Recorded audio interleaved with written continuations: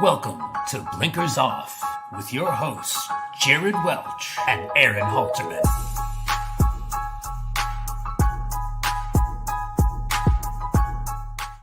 Hello, what is up?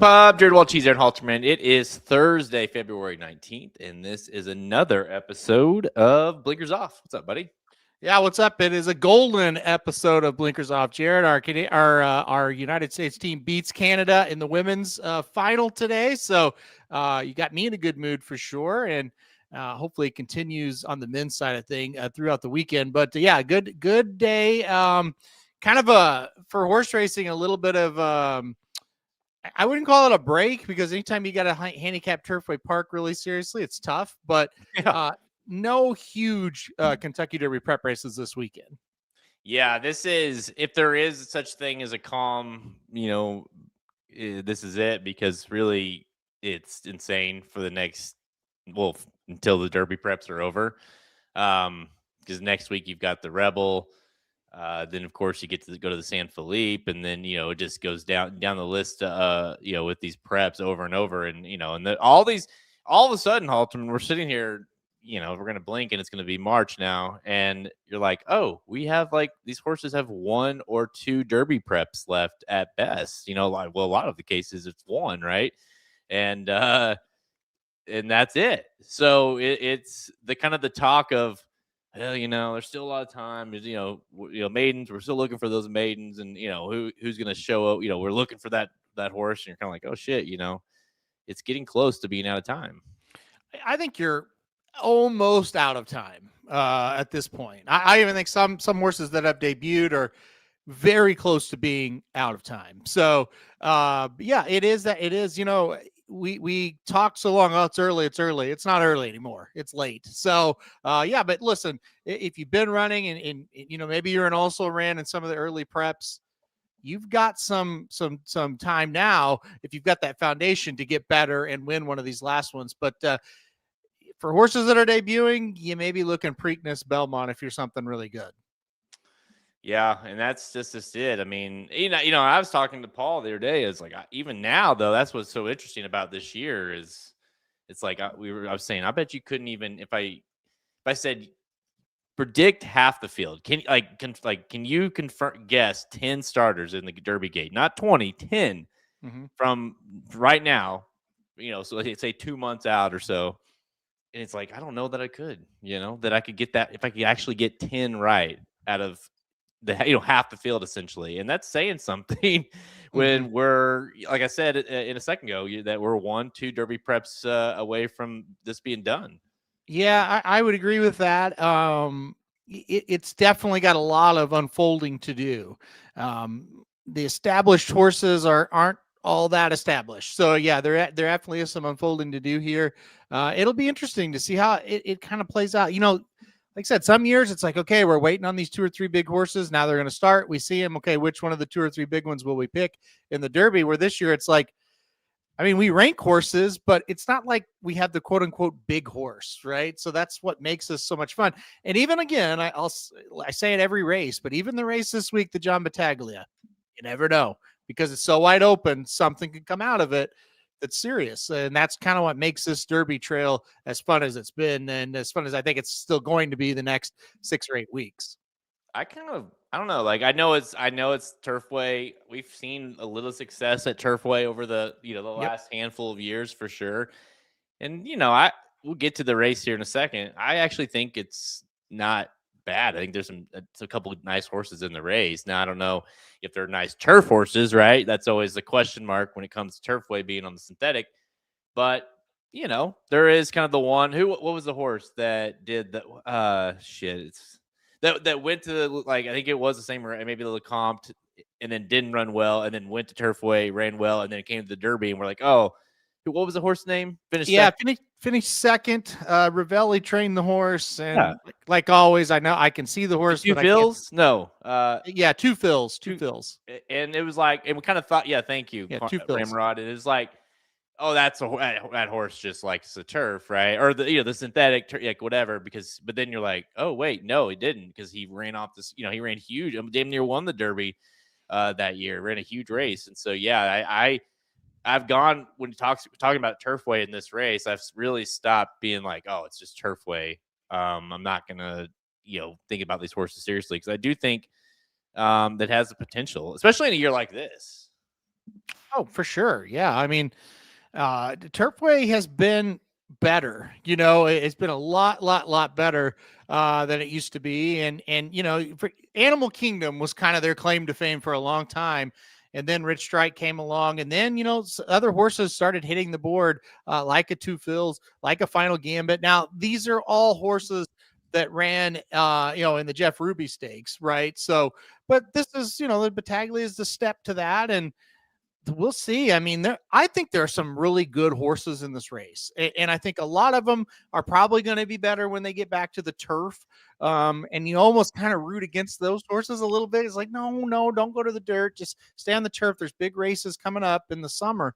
But I think there's some quality in the field for the John Battaglia. So I think it's kind of exciting, and I know it is weird that you're prepping on a different surface than what the actual race is on, and it is strange, but still, I think it's exciting.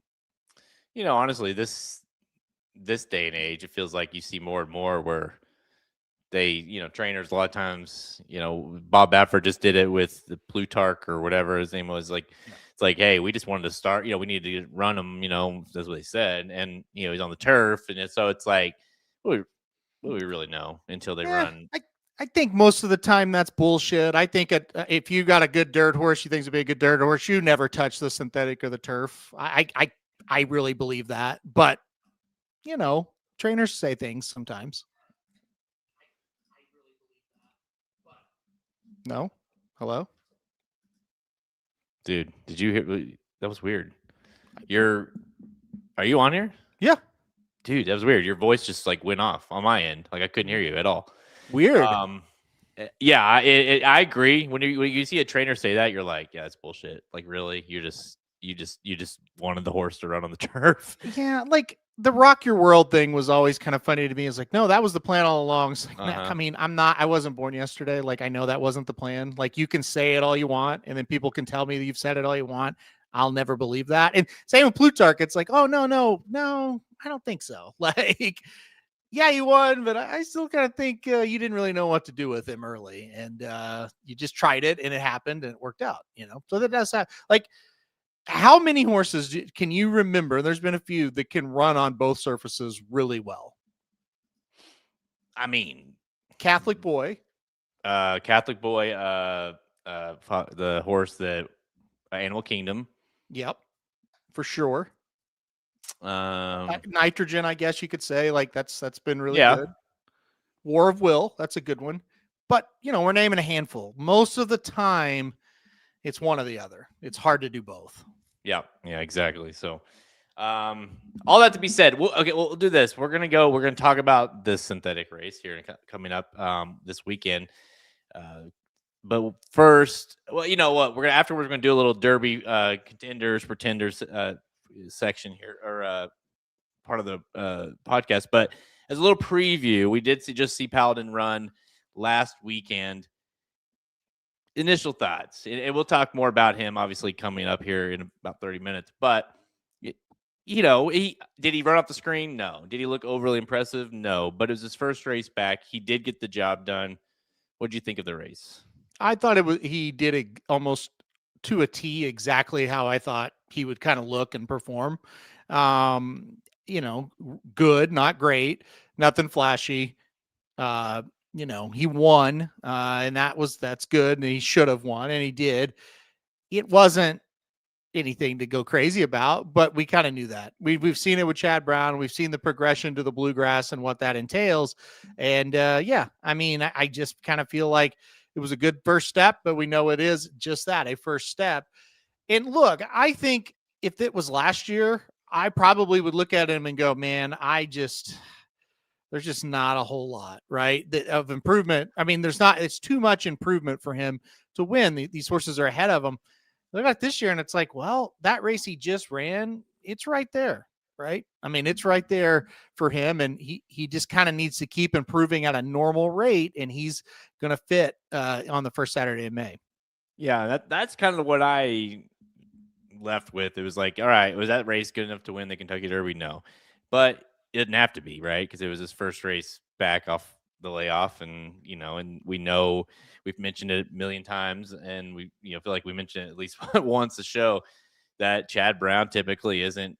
That's not what he's not known for having his horse like geared up on debut or on for turn. It's more like a progression a little bit. And so, yeah, I mean, I would assume he'll get better. And you said it perfectly the other day when we were texting about it. It's like, we'll find out in the Bluegrass, meaning we'll find out how good he is, because that's the race where he certainly should improve off the last race, and certainly should show you some sort of, like, okay, yeah, he can be that horse because he's got the right style. He's got the right kind of grindy type running. The way he runs, I think, is very beneficial to the way you need to win the Kentucky Derby.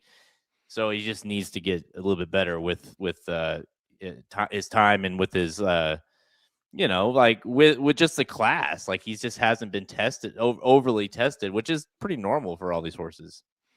Yeah, no, I think that's.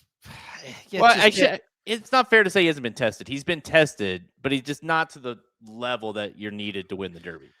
No, and I think if you're betting him in the future odds, which I wouldn't do at that low of a price, but if you are, you're definitely betting on the fact that it's the Chad Brown kind of progression to the Derby that we've seen before with Zandon, and we saw him do it with Sierra Leone as well. It's like that Risen Star, they run okay, or even good. You could even say that they run good. But you're not like overwhelmed. And then you go up to the Bluegrass and you watch them race there and you go, damn, that they've got a chance here. And look, Zandon finished third, Sierra Leone finished second. They both were close. They didn't win, but they ran really good Bluegrasses and then turned around and they did a pretty darn good job in the Kentucky Derby. Just didn't kind of get that luck, or just wasn't quite good enough. So I think with Paladin, that's what you're kind of expecting. I said on the Derby show this week, though, I said we can expect it, but that doesn't mean it's automatic. That you're going to see that next level of improvement. We project it. I think it's likely you're going to see the improvement, but he still has to go out of the Bluegrass and do it next. And that's the race we'll kind of all be watching. So he did a good job to set himself up. But again, like, I know a lot of people watching was like, well, that wasn't much. And it's like, it wasn't that great, but it was good. Yeah, he does. I mean, not Sierra Leone definitely deserves a, his own section at this point, but he does have a lot of similarities. It's in terms of, the way, he came off the rims and then of course went to the Risen Star and then went to the Bluegrass and then went to the Dirt, so it's like, we've seen this before. Right. And, I think we were there live and saw Sierra Leone win that race. And we thought, yeah, that horse is pretty damn good. Like that was impressive. And, I do think that he has the chance to be, like I said it last week. I was like, I think Paladin, like, I want him so bad to be my Derby horse, because I just think he's got that ability. I haven't shied away from that. I'm not there yet, but I don't have to be, Yeah. I think, again, if like journalism and sovereignty are sitting out there, you're kind of like, I don't think he's as good as those two horses I'm talking about back at this time last year, or even a little bit further down the road. This year, it's just like, well, if they lined up today, pretend they're all fresh. They lined up today. There's nothing standing out, so he would fit right in there with all of them. So yeah. And look, I think Renegade coming back and running like he did was a positive sign as well. Both of them really improved from a number standpoint, from the Rimson to their next starts, which kind of makes me think that Rimson number might be a tad low. I don't know, or I don't really care at this point either. It doesn't matter because we got more relevant data now that they're three, but they both either are the same horses and that number was low, or they took a step forward. And you hope it was a step forward, because that's what you want to see, obviously, from 2 to 3. So they both came back and ran really well. Renegade was a no doubt winner. It never really looked like a loser. And, Paladin was not that. That's for sure. It took a while, but he did finally Chip get Honcho past good? Chip Honcho. Is he good? Is Chip Honcho Like, is he better than you thought? Maybe, or I guess. I think he took advantage of how the track was playing. It was pretty favorable to speed. It's certainly inside speed. He got a really, really nice trip, and he wasn't stopping. And no. I still don't love that horse, but how many times are we going to say that? And then he wins the Risen Star. He did get fourth in LeComte. I don't think he ran very well. And then second in the Risen or second in the Risen Star, and I should have said he run the Gun Runner, second in the Risen Star, but he just he doesn't stop, but he's not like he doesn't have that next gear. He's just a grinded out type. And I think when he got on the lead, he just got real comfortable and it was tough to get by him. It's funny how every circuit always has, I mean, maybe not always, but it feels like a lot of times every circuit, like whether it be Oaklawn or Fairgrounds or out in California or wherever, where it's like, it's just that one horse where you're just like, you don't really like, but kind of runs pretty good a lot of the time. You know what I mean? Like where you're just like, I don't want to like you, but you keep running well. And so, and there's Fairgrounds always is pretty good about having that I feel like one or two horses that you're like, I don't think that horse is very good, but he keeps running like second, third, when maybe you won the LeComte or whatever. You're just like, I don't know.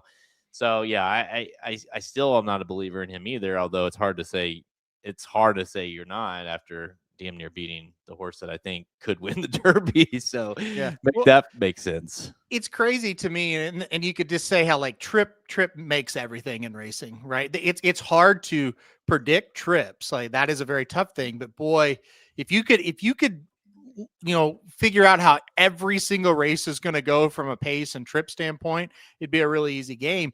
It's just fun. The reason I'm saying this, it's like Golden Tempo like just kind of zooms by him in the LeComte very easily, and Golden Tempo wins, and Chip Honcho is fourth.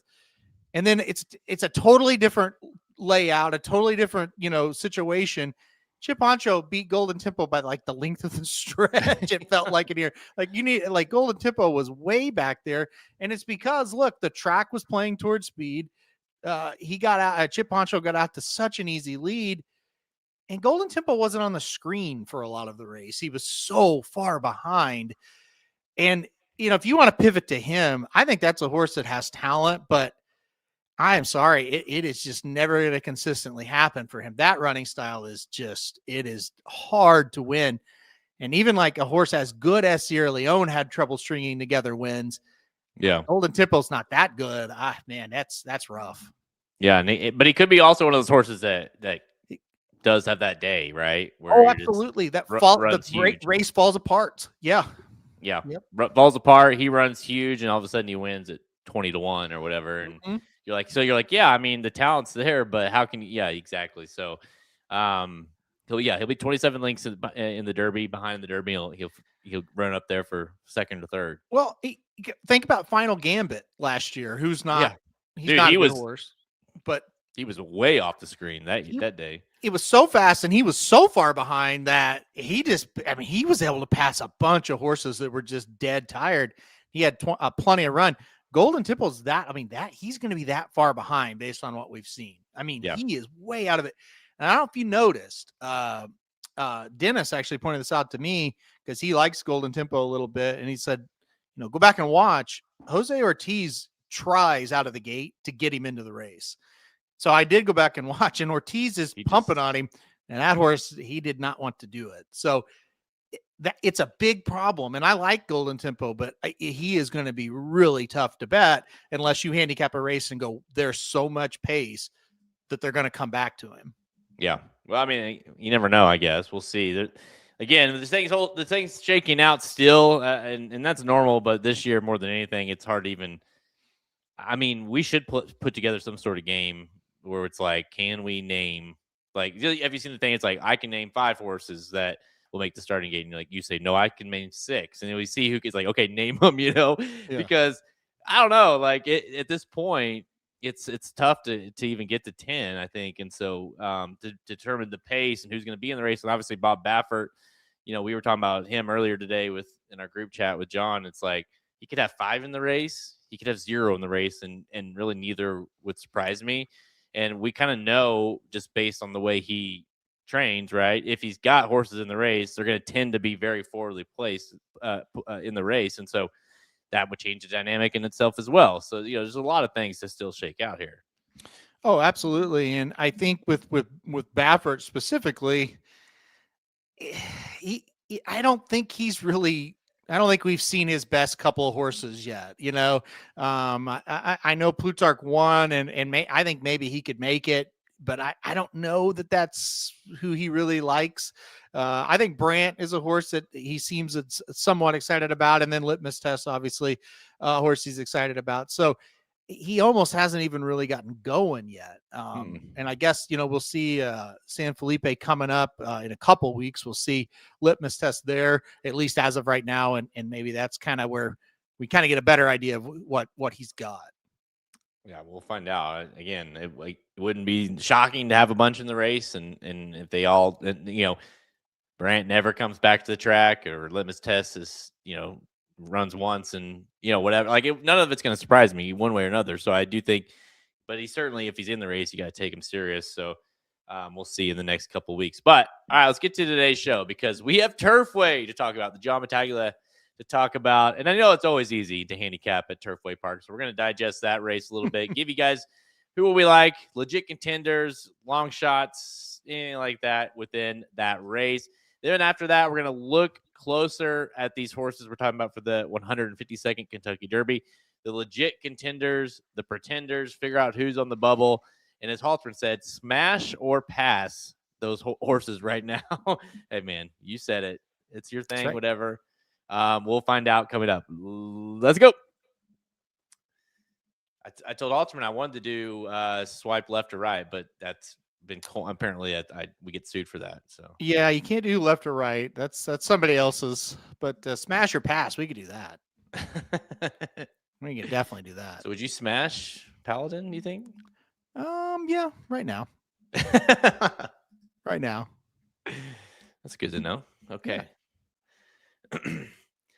All right, on Saturday, let's head to Turfway Park. It is the main event, the only Derby prep of the week. Well, I shouldn't say that. There are Derby preps this weekend in Dubai, and I think it's Japan, right? And so we do have Derby preps in those races. I think that the horse that Manlow, their team got, the Saloom or whatever, I think that might be a nice horse. So we're not going to talk about the race here, but look for that result after this weekend. We'll talk about it next week, of course, as well, because that horse could kind of work its way into the Derby picture. But this is the main event stateside for the Kentucky Derby this weekend. 2010, 6, 4, and 2 for your top 5. And it is race 9, goes off at 9:55 p.m. Eastern time on Saturday. So little night racing. 12-horse field, and listen, Street Beast at 5-2, 3-1 on Full Effort. Those two ran 1-2 in their last starts here. Then you've got a couple at field and Stop the Car at 8-1. I was a little surprised those were that high, but you got the top 2 shooters, and then you really kind of got the top new shooters in the race, and then everyone else is 12-1 and higher. It's going to be a hell of a race. I'm very intrigued by this. Like I said, I do think there's some really nice horses for the turf. We'll see if they handle the synthetic. We know a few of them have already. Look, I think immediately when I saw this, I think there's going to be a decent amount of pace in here. So I do think it sets up fairly well for somebody to come from off the pace. I am between 3 horses in this race on top. I ended up going, though, the number 11 Full Effort on top. The race last time out at Turfway, I just kind of felt like, boy, if it was a 16th of a mile more, he would have won. It was a mile that day, and he ran out of real estate, didn't have the strongest pace to chase either. I kind of liked what I saw out of him.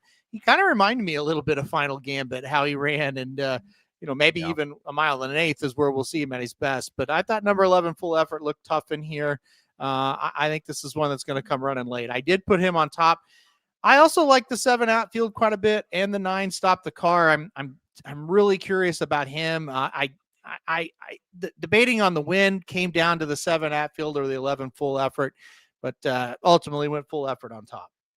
Yeah, man, that the Stop the Car has, I don't have two fills, form up in front of me. But just that, like, Yep. super flashy first two starts, goes in the Lecomte. By the way, it was like 5-1, right? So it's like Mhm. one of the top choices of the Lecomte. Runs awful, just didn't run well at all. There could be 100 excuses, right, that we don't know about.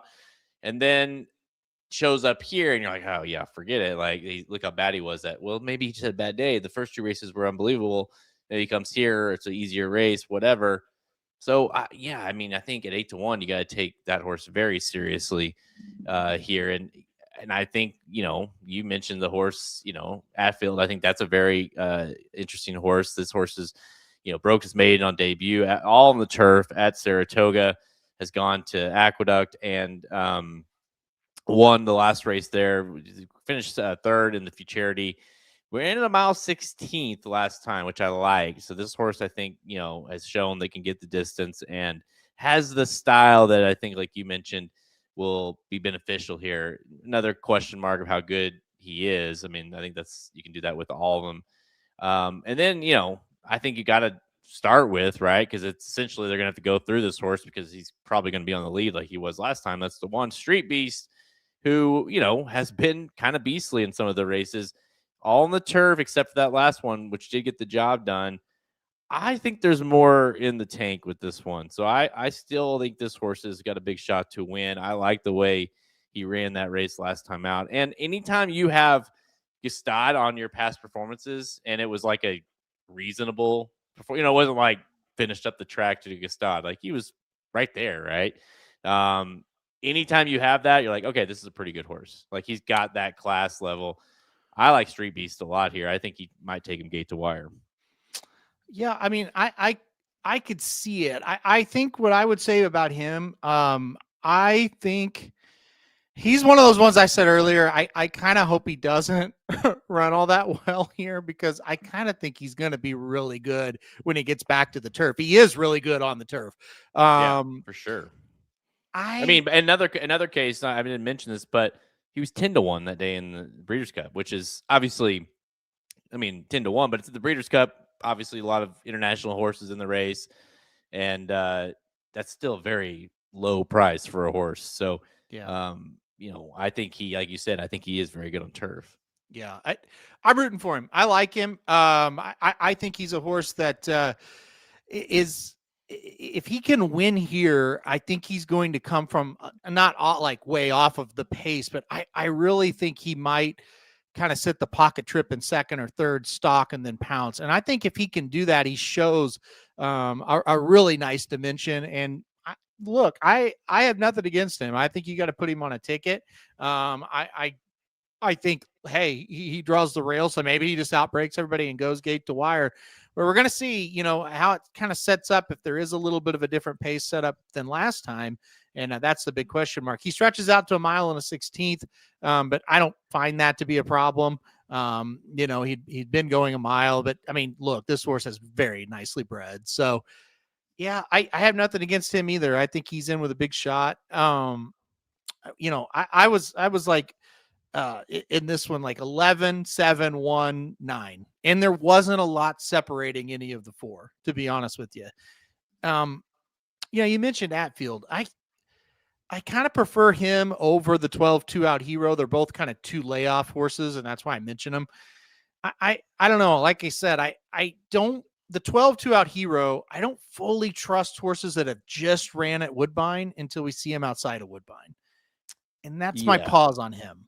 Yeah, and by the way, that horse is definitely going to win, because I completely didn't even mention him like in the opening as far as short prices in the race. Like, I completely disregarded a 7-2 shot. By the way, didn't Gold Square, who owns this horse, wasn't that Cyberknife ownership? That could have been. I don't remember. I think it was, but anyways, that I think Cyberknife was trained by, was he Brad Cox? He was Cox, yeah. Yeah, this obviously not here, but yeah, someone check that. But I think he was. But Gold Square ownership. This horse has been very good. Like you said, at Woodbine, and hey, there you go. See, there you go. Sometimes my memory is really good, and then I also can't remember what I said earlier today. That is really weird because you may not remember something that happened 20 minutes ago, but even like that is a very obscure thing to remember. Dude, I just remember, you know what it is? I just remember, like, cause Cyberknife, didn't he win the Arkansas Derby? And he had those gold silks, like black and gold silks. Yes. And so I guess, and to be very fair, I could have been completely wrong. When I see gold, I just like, I think that was, I just remember Cyberknife. Yeah. Could have been any gold or gold ownership. So there's probably 1,000 of them. So I maybe just got lucky more than anything. But we're going to count that. We're going to chalk that up that the ticker's still working all right. I would just take it. It's a great win. I'm impressed. But again, I can't remember, Street Beast's last race or where he even ran or anything about him, So, yeah, you never know. I do have very selective memory. You do that when you have kids. You kind of just some things go in one ear and out the other, and other things you remember. And then randomly, someone will say something. Like whenever you have you have no recollection of something. Then someone says something, or you get talking about a subject, and you're like, "Oh shit, that's what it was," and it just clicks. I do that all the time. Yep. But anyways, 2-Out Hero, I'm with you. I'm kind of against here. I think that horse has got to prove it. Although, what's his name? I don't even remember. The horse, Silent Tactic on our team. That horse was from Woodbine, ran from Woodbine to Oaklawn, and that transitioned very well. So obviously Woodbine synthetic, you're switching from synthetic to synthetic, but maybe there's something there with this horse, but I tend to lean towards the 1-2 finishers of the last race. Yeah, no, and look, hey, your horse though, it took 2 races before he won. That first race he got second, so it takes him a while to adapt, maybe. Look, I'm with you. Like I like that they ran on the local prep race. They ran over the surface, and just because you run well on the turf doesn't exactly mean you're going to run well on the synthetic. It does translate better than dirt usually, but it's not an exact science. So it is nice to see. I want to mention Stop the Car again, because this is a horse. I did draft him in the fantasy league. It was kind of more of I don't know who else to take right now, so I'll just take him. It was late. He couldn't have been much worse than the Lecomte. Like, he just didn't do anything. He has to be a little better than that. And I just wonder if they're taking him up here going, you know what, we'll just try to get him in a spot that's a little easier, and hopefully he likes the surface, because, his race 2 back, if he can, and I know it's a 1-turn mile in the dirt at Churchill. So I'm going to say, hey, if he can repeat that, he can definitely win. Well, it's easier said than done, but he has the talent, I think, to hang around. And I like the price at 8-1. Yeah. I was just looking at, up Two Phil's past performances just to kind of get an idea. And, that's he had ran. See, that's the thing. He had ran okay. Although the Claiborne for Charity, he ran 7th. But after that, the Street Sense, he won. Lecomte, he was 2nd. There was a Star, he was 3rd. So it's not like he was awful, right? And then they went to the Jeff Ruby and he won. Stop the Car was awful that last race. So it's like, what is he not very good? And that's why they win here, or is the change of scenery is what they're hoping for? I lean more towards that he's got talent, and he'll be good here. But at the same time, I kind of wonder, because again, Two Fields wasn't ever that bad that he was that race. Yeah, you're right. He wasn't. He was just like, he was one of those, you watch him down at Fairgrounds, you're like, man, he's close. He's just not, he's not going to be good enough. And my hang up, I always talk about this. When you debut in a maiden claiming race, it always bothers me. And now look, I know it was $150,000 maiden claimer, and hardly ever, that every once in a blue moon, there'll be a horse claimed out of those, but usually not.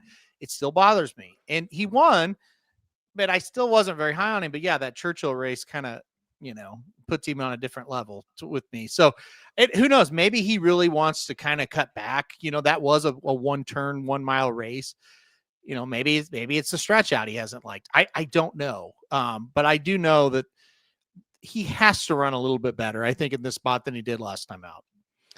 All right, so 20 points goes to the winner of this one. No one in this race has any points, even Stop the Car, because he finished 7th in Lecomte. So it's No. Do you get points for the? You don't get it for juvenile turf. All right, so no points in this race. 20 to the winner, 10 to second.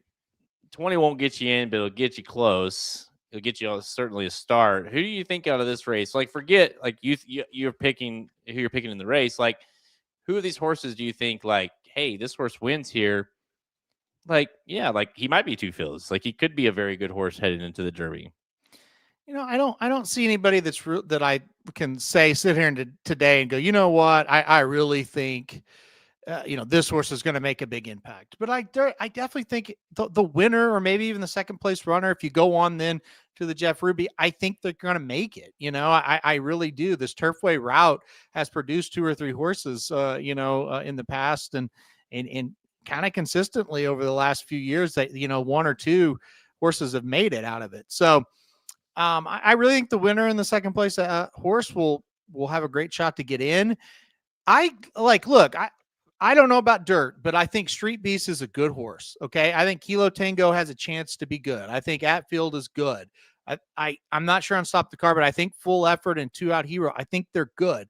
I think Small Town, if he gets in, I think he's got a chance to be decent. He ran pretty fast on debut. So there's a lot of nice horses in here. So keep like, if we go back to the Dirt and we go to the Dirt and it's not very good, just keep an eye on them going back to the turf. I think almost all these horses will end up doing their best on the turf.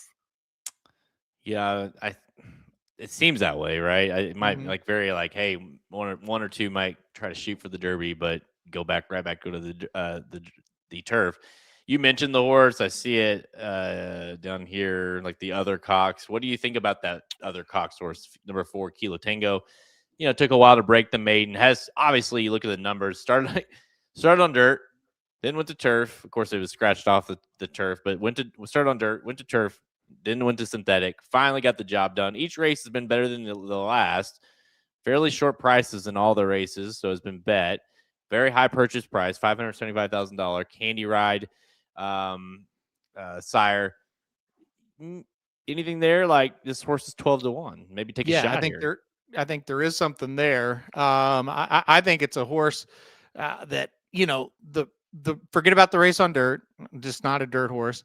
The second race I thought was very good on the turf, finished third, got beat by 2 horses I thought ran pretty well that day, and then came here and got the job done last time out in a maiden going a mile. And he's kind of another one. It feels like a mile and 16th will be much better for him. Here's the deal. He was way out of it in that last race. He doesn't really project to be, at least in my opinion, in this race, because, his first 2 races, he sat, 3-4 lengths off the pace. So I kind of think he'll get a better position here. He just needs to get a little faster from a speed figure standpoint. He needs to move up a little bit. And that's kind of the big thing. But look, second time running on the synthetic, first time out after breaking the maiden, couple nice efforts. If you want to take a shot at 12 to 1, I certainly would not say, or, don't do it. I would say, yeah, I get it. Yeah, because the reality is, if you do believe this thing is some sort of a meltdown, or even if just need to be off the pace a little bit, something funky happens. Maybe the 11 really isn't is good, not that good. Meaning the other like the main Cox horse, and this horse obviously comes from the clouds and snipes him at the end. Wouldn't be the first time we've seen that. So no. With the other Cox horse, so yeah, it's certainly one that I think you need to consider here as well. But all right, so I'm gonna go Street Beast. I think this horse has got the form, it's got the class. And when I watched that replay, the last race, even though, yes, I do understand, I like Full Effort too. So I understand that the love there, but I just felt like, hey, that's a horse that still had something left in that and kind of cruised home late. And so give me the 1 to get the job done, use a little bit of that class to win this race. And you're going with? I'm going to go number 11, Full Effort. Now you're wrapping it up. Well, I know. And I thought almost that you'll just leave it, and maybe I will for the podcast version. But, I want to make sure that you did pick Full Effort. So yes. Halterman's on Full Effort. I do. I kind of like that horse. I mean, I don't know. I think either one of those Cox horses wins, you're gonna see him in another Derby prep after this for sure. Street Beast, yeah, probably. But Street Beast to me feels like very much a turf horse. It just that horse to me, it's like, I mean, he ran a good race against Gstaad, who was awesome, right? Yep. I think he's belongs on the turf. So Yeah. now some of these other ones, I could see. I mean, Atfield has never tried. He seems like a horse that's going to, he's ran well on the turf. I always look for those horses that like with full effort, it's like a horse that is bred, that's not specifically bred for turf, but also a horse that it feels like will still kind of make his run regardless of the surface, Yep. Yeah, I agree with that. He's got a lot of class, and you're right. Like, he's kept good company. He's got a lot of class. So, I mean, I wouldn't be shocked at all if he runs really well here, and maybe, he can run 5th or 6th in the Derby or something like that. Yeah, wouldn't be, like, honestly, if you said the winner of this race, like, you said the finish position of the Kentucky Derby, like, let's just say the winner of this race runs in the Derby for sure. Like, if you said over under, 10.5 place, I might say under. Like, it might kind of just feels like a sneaky race where a horse could just, because a lot of them have that style, like where one of them gets 8th or 6th or something, like you said. Yeah. No, let's head to the Kentucky Derby talk. Yeah, we're getting closer, guys, to the 152nd Kentucky Derby. And we're going to go through the current leaderboard right now over at KentuckyDerby.com. And again, things will change. There's certainly horses that are not on this list, and I'll try to mention a few of those. Or Halterman, if you have some, people in the chat, if you want to mention any in the chat that's not necessarily, maybe it's a maiden that just broke its maiden or whatever, we can talk about that. But we'll go through a kind of a baseline. We'll start with the leaderboard, and basically as we go through, everybody can do it in the chat as well. Legit contender, on the bubble, or a total pretender, smash or pass, as Halterman says. So, all right, I'm ready to do it. Paladin, are you smashing or passing this one? I'm not smashing at the current price that is, but when we get to Derby Day, I do think he's going to be one that you're going to have to play. So right now I'm in on Paladin. I'm not telling you to go play him right now at his current odds. I think if you're going to play horses right now, need to be bigger priced horses, and we'll go over those when we get there. But look, I think he's a major contender. So I think I know the answer to this because we just got done talking about it a little bit ago with Chip Honcho, who's currently sitting second because of that Risen Star being the 50-point race. Chip Honcho, are you smashing or passing? Is this a pretender? I got to pass still, and this is my guy, Steve Asmussen, but I still don't think this horse is a legitimate Kentucky Derby winner. And by the way, when we're talking about this, when I say smash or pass, when I say pass, I mean on a winning the Kentucky Derby. I don't see it from Chip Honcho. Yeah, basically the way I look at this, it's like when you say contender, pretender, smash, pass, whatever you want to call it, or maybe right in the middle. Yeah, you're looking at a horse that you just don't think can win, right? It is, and I think some of these will certainly fall in that bubble category because we still a lot to learn. And honestly, I would put Paladin a little bit on the bubble. He deserves.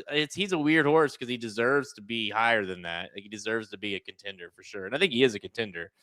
But I'm not convinced to be like, hey, he's going to win the Derby, and so that's why I still think he's sort of on the bubble because we still have to see a little bit more of him. But maybe that's being too hard on him because a lot of these horses are certainly not as accomplished as he is. I was going to say it'll be interesting to see who you're going to smash then, because if Paladin's on the bubble, it'll be interesting to see. So I'm very curious now. They're all on the bubble or pretenders. That's fair. All right, Golden Tempo. You mentioned that horse too. Would you say that's a bubble horse? Look, if we get it to the race and there's a shit ton of pace, maybe, but if that's not the case, he's just a pass for me as far as winning. I do that, Kevin. I'm not gonna lie. It's flag football with moms, but still. Right. All right. Silent Tactic. I actually am interested in this one for you, Halterman. He's kind of like Golden Tempo for me. I think he's a little bit better at this point, but he's definitely a pass for me in winning.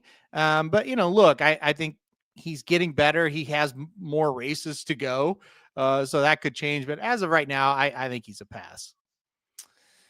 Renegade. So if you like Paladin, you gotta like Renegade, right? Yeah, and he's a smash for me, and I'm still not 1,000% convinced he's not the best horse that came out of the Rimson. He's finished ahead of Paladin in the past.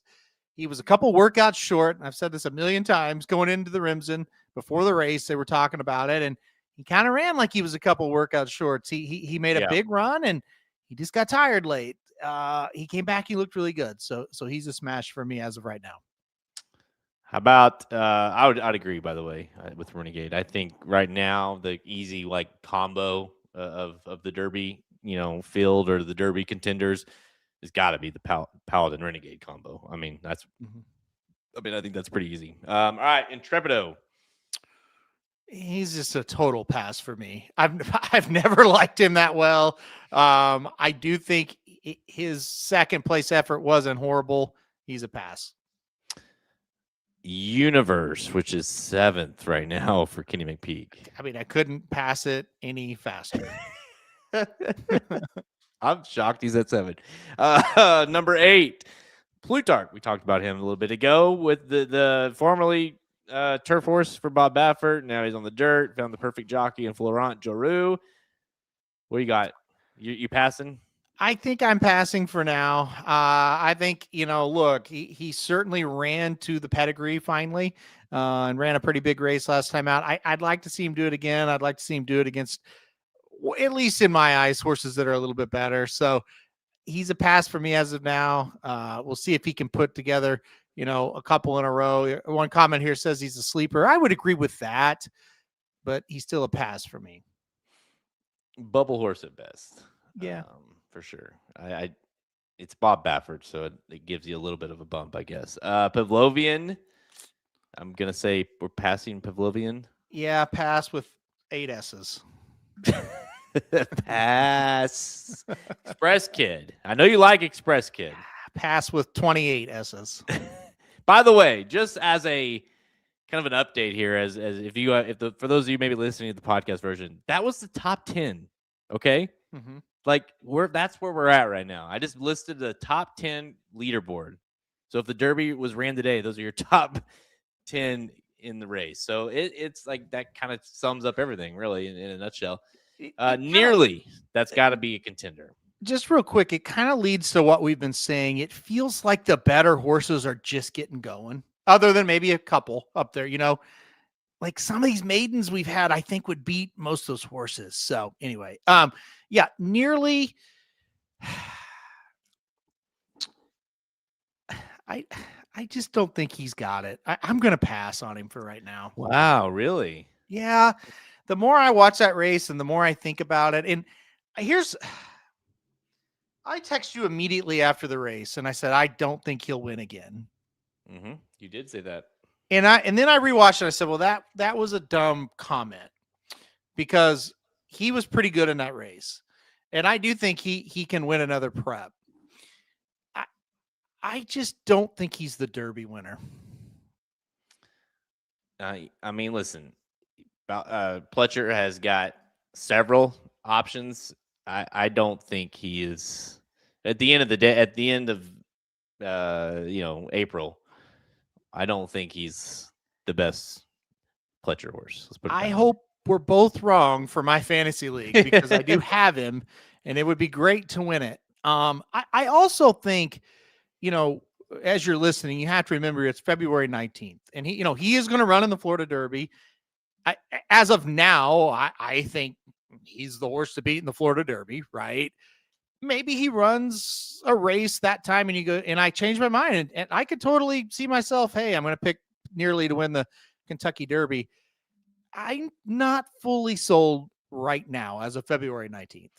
Let's do this. Let's pretend for a second that we have, I'm going to give you 4 horses out of the Pletcher barn, and there could be more, could be less by the end of the day. Renegade, Nearly, Grittiness is on this list, so I'll mention Grittiness. And let's throw in Class President, who will be running in the Rebel, it sounds like, next for Todd Pletcher. Those 4 horses, and I'm sure I'm not left one or two out, but let's just say those 4 horses, how would rank those 4 horses on Derby Day? You think that's the Pletcher, that's the main horse, and then you have the other ones. Like, who is 1 through 4 there? Well, I would rank grittiness 10th out of the 4. I think grittiness is terrible. The other 3 are interesting. I would still rank Class President 3rd, although I'm very curious about his next race. Curious / excited / I don't know. I'm curious about him. I think there's something there, but he's got to show it in that next race, going 2 turns. And I would rank Nearly 2nd, and I would rank Renegade 1st. That's how I have it right now. I will tell you this, though. The difference between 1st and 2nd is an eyelash. Like, if you flipped them, I wouldn't argue with anybody. But that's just kind of how I see it now. And frankly, Class President could do something awesome in the Rebel, and all of a sudden he's the clear one. So I'm with you. I'm interested. I thought his last race was good, even though he lost, but it was like, what do you expect? But we still don't know really anything, about him. That's the thing. We know that he ran a pretty respectable race at a distance he didn't want to go versus a horse that really wanted to go that distance, and I think is really good at that distance. So he's going to the Rebel, and I don't know if that's good or bad, because it feels like, why aren't you just going to the Fountain of Youth and staying home? So are you shipping him to the Rebel because you think, hey, that's a huge purse and that's my best shot to win? Or are you shipping him because you like Jackson Hole better, who's, I think, going to run in the Fountain of Youth? I don't know. It's kind of mixed signals, but I know what I've seen on the track from Class President. I really liked his 2 races. So I'm very excited to see him go 2 turns. Yeah, I thought that was interesting too. When I saw the report like a week or 2 ago about Jackson Hole going to the Fountain of Youth, I was like, having Class President on our fantasy team, like, well, shit, is he gonna have to run both of them? What's gonna happen? Or is he gonna end up running a sprint again? Like, where are we going with this horse? And then you find out Rebel, and I'm with you. I was kind of like excited. Obviously, it's the Rebel, but then you're also like, Pletcher's not, although he's won, right? But like, he's not necessarily known to be like bringing in his top A horses into Oaklawn like, say, Bob Baffert does. So. Yeah, no, like I said, he has won a Rebel before. He's won an Arkansas Derby before. But yeah, it's usually not his best. That's for sure. But that's a huge purse. I don't think he's sending the horse just to waste time. Like, I do think he feels like if he's sending that horse to me, it tells me that he thinks he's pretty good. I'm very interested in him. And who knows? We don't know who's all going to be in the Rebel, but I could see myself picking Class President. I made a note that day, and this as well, that I was like, man, I thought that was a sneaky good race from him when he ran in the Swale. So we'll see. It was, I think, I said the same. I said to you, I was like, that's about as good as you could ask for, considering. Because I'm with you. I think that horse is very good. That beat himself to Dude, I think is his name. So. Yep. Maybe. Maybe they also could be that Chief Wallaby's. Maybe Chief Wallaby's a monster, and everyone's like, I'm staying away from that one. Yeah. We'll find out. Obviously, the Fountain of Youth is the next weekend, right? Yes. So we got Rebel in. All right. So lots to come with that one. All right. Let's keep going to it. Talk to me, Jimmy. Is that a hard pass? It's a hard pass for me. Yeah. All right. Litmus test. I think this is an interesting one because he's obviously got the hype. We know what he can do, although he's not done it recently. Maybe the San Felipe we've heard. Litmus test. Is he he's got to be a contender, right? I think he's a contender. I think he's a smash, so to speak, until we see him run. I was pretty high on him coming out of the 2-year-old season. I thought he was just fine. John told us today that Bob Baffert said on Steve Bick's show that Litmus Test is his best horse towards the Derby. I think Bob loves to play games with the media, though, so I never fully believe that, but it could be true as well. And look, I think all along we've kind of thought, hey, he's pretty good anyway. He's the last, not the last. I guess Brandt's still around too, but one of the last survivors from the Breeders' Cup Juvenile field. So I'm very curious. I'm excited to kind of see him come back. The interesting thing about litmus test is, and again, his low self charity was good. Don't get me wrong, but he's also won one race aside from that was his only win out of a maiden, other than the maiden special weight. So it's not like he's some all world beater. He certainly has room to get better or to disappoint. And so I'm just trying to be cautious with him. Like it almost feels like, hey, he's like the best. Baffert kind of seems like, so maybe that's the best one, but I don't know.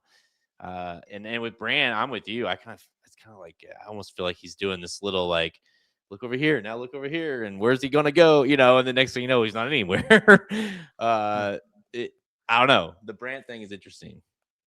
Yeah, and with litmus test comment there said would have liked to see him in the Southwest, and I don't know. Like as soon as he entered, somebody was telling me he never was going to run there. It's like, well, why? I don't know why you really entered. Maybe to scare horses away, so your other one would have an easier field or something. Maybe, but from what I was told immediately, oh, he's San Felipe. That's his race. So I don't know. I don't know what's going on there, but and that I don't know what that information means one way or another. But anyway, I do think.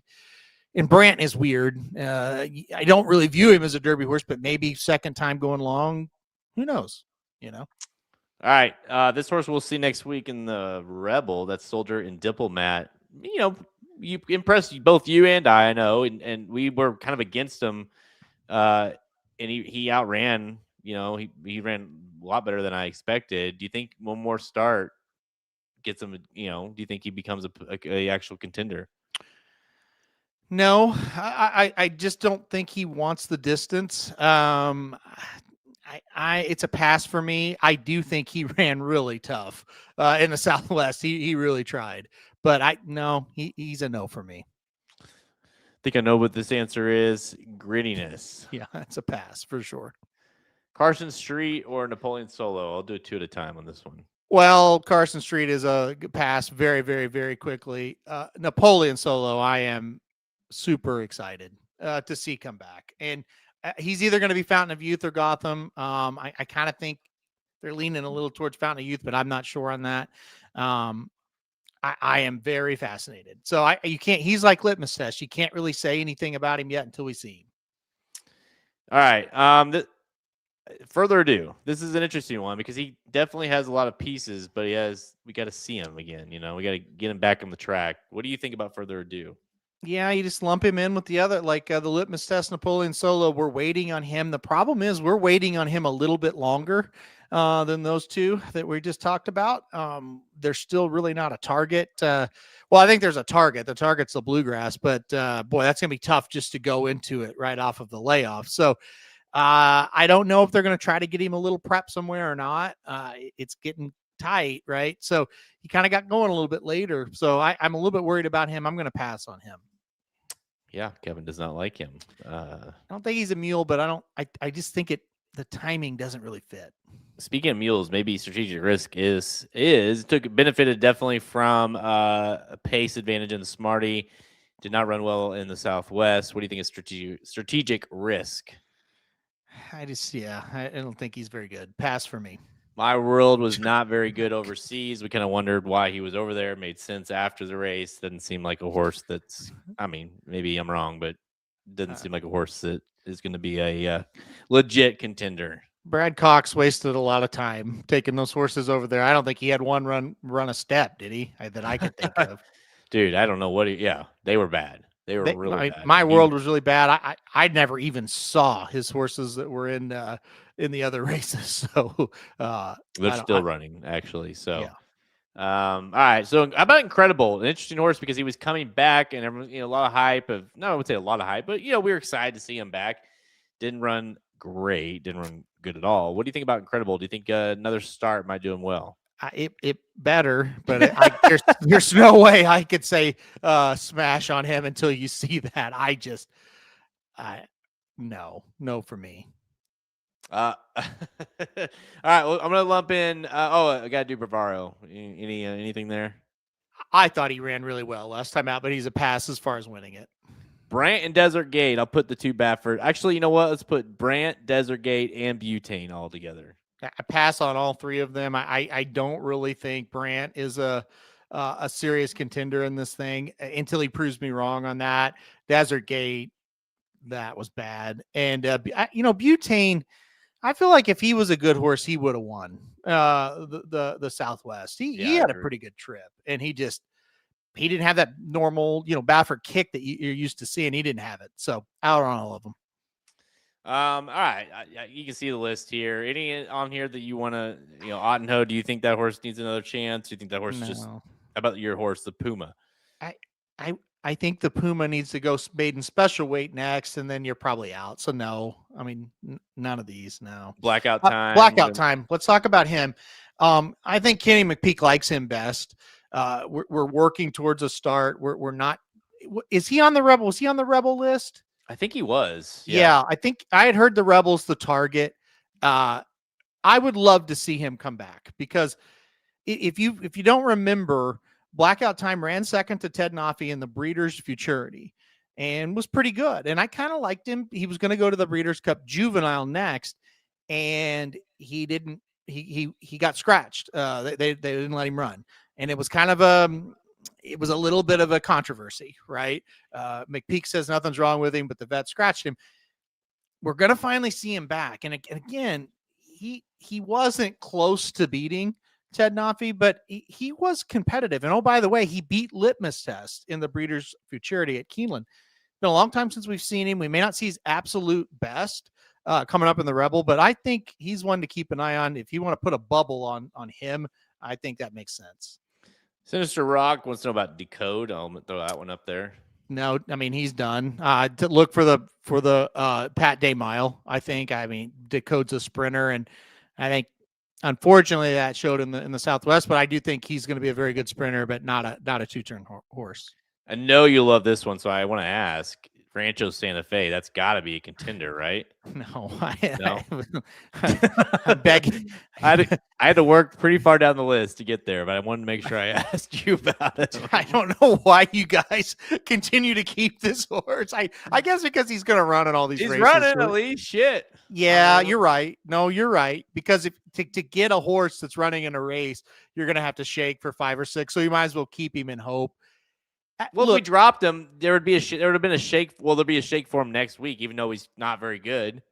Yeah, I agree. Okay, that's fair enough. Look, his first race, I just drew a line through. The next race, dude, it's like you had every chance to at least get second, and he just, I don't know what his deal is. He may just not be very good. Listen, this is my thought on him. It's a more brain issue than talent. Who knows? Talent may not be there either. But he runs in weird spots in the race. He looks like he's out of it. Then he comes running again. Then he's out. He just, I don't know. The race prior prior to the Smarty, it was that was impressive. He looked impressive, anyways. So it's is the talent there? Maybe. I don't know. Do I think he can win the Derby? No, but do I think he's better than what he showed in the last 2? Yes, I'll say that. Yeah. But as you said, maybe he can't be too much worse. So, well, the Smarty was bad. The Smarty was bad. The ride did not help matters at all. Let's be honest. But he was bad. But then the next race, you're all right, he kind of got the trip, and obviously Pratt had him in a perfect spot, and he just kind of ran in place, and then he kind of looked like he was making a run, but he really wasn't. It was weird. So, well, the first race is a total toss, and then the Smarty, it was a total toss. The Southwest, I was tracking him, and I'm oh, he's in a good spot. I mean, he's going to at least have a chance, and he was backing up on the turn like he was done. And then I go back and look at the results, and I'm yeah, that was him that got fourth. It's where did he come from? What did he do? So I don't know. I don't know what to make of him. I don't think he's very good, even if he did have a brain, though. That's what I don't think it's there for him. So hey, our guy Brad just keeps dumping him into these races, so I appreciate that. Well, he's sturdy, I guess, because, with all these horses with Cox, you usually have to wait 6 months before they run again. After they run to this one, it's just, every 3 weeks, put him in there. So once I saw him back on, I was like, all right, we're good. We're back on it. Here we go. Yeah. All right. Anyone else on the list, or maybe a horse that's not on the list at all because they just broke the maiden or anything like that you'd like to throw out while we're on the subject? Yeah, I mean, I think we need to throw out a couple of these maidens. Chief Wallaby, I think, is one that's very exciting. Obviously, he doesn't have any points. He's only ran once, and it was a win.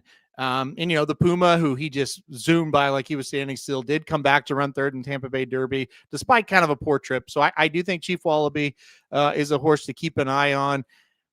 Our buddy Paul texts me today, and he goes, "I think I found where Chief Wallaby's going to run next." I said, "Oh, do tell." He said, "There's a 1 1/8 allowance race for 3-year-olds the day before the Fountain of Youth." He goes, "I guarantee you he's in that." I was like, "Ooh, I bet he is." Because with Mott, it's usually allowance after you break the maiden. Yeah. Not always, but usually. So I don't know that he'll be in that stakes race. Maybe that race doesn't fill, though, and then he kind of has to run in it. So we'll see.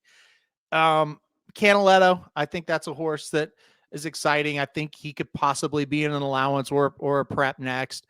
And Emerging Market, that's another one. So a couple of Chad Brown horses there. And then Power Shift, who could finish second to Emerging Market by a neck.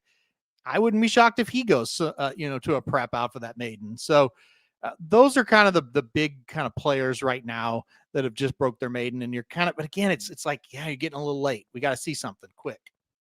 Listen, let me tell you guys something. This is a shameless plug, but still, I'll do it anyways. You will not find a better list of horses that are aiming, at least have Derby. Well, let's maybe scratch out a few of the members with some of the horses they might have still on their team. Past that, for the most large part, it's just constant horses here. Like, you cannot miss a horse on this list. It's part of our fantasy league, which is conducted of 12 different teams. 5 horses per team. This year, I think, given the fact that we have the unlimited claims or the free claims, you just don't miss it. There's just not a horse missed ever. Like, even like on, like, I mean, like, I scroll down. This is, by the way, this is the week of the Battaglia. Okay. Yeah. 12 claims, 12 in a 7-way shake, 7-way, 6-way, 4-way, it's just even the smaller races, like, you can't miss a horse. So if you ever are interested in looking up these horses, or you're interested in horses that are aiming towards different races or whatever, like, there's no way they're not on this list. You really, and again, I always tell people, by the way, if you want to see these shakes conducted live, and then we go over all the claims and talk about each horse and who they are and what they're going to do, you can tune in every Tuesday morning. It's not usually it's around like 10:30 Central Time. But you can tune in and we'll talk about it, and you can see these shakes happening live. But I always tell people, because some people are like, "I just don't care about your fantasy league." And I was like, you guys are totally missing the point. We don't want you to care about who wins. We do this so you get a master list of the relevant horses, other than me just listing out all the horses, and how boring would that be? So we kind of do it in a fun way. And so following it actually helps a lot when you can learn about new names and stuff like that. So this year has been the most fun by far with the claiming situation. So it is a lot of fun. And like I said, Saloom, a horse that is going to run and going to run tomorrow over in Dubai. Look, you may not have heard of him, but if you're watching and following, we went over him. We talked about him. He was claimed. Right? I mean, yep. Listen, you don't need to, suck up to him, Sinister. Okay.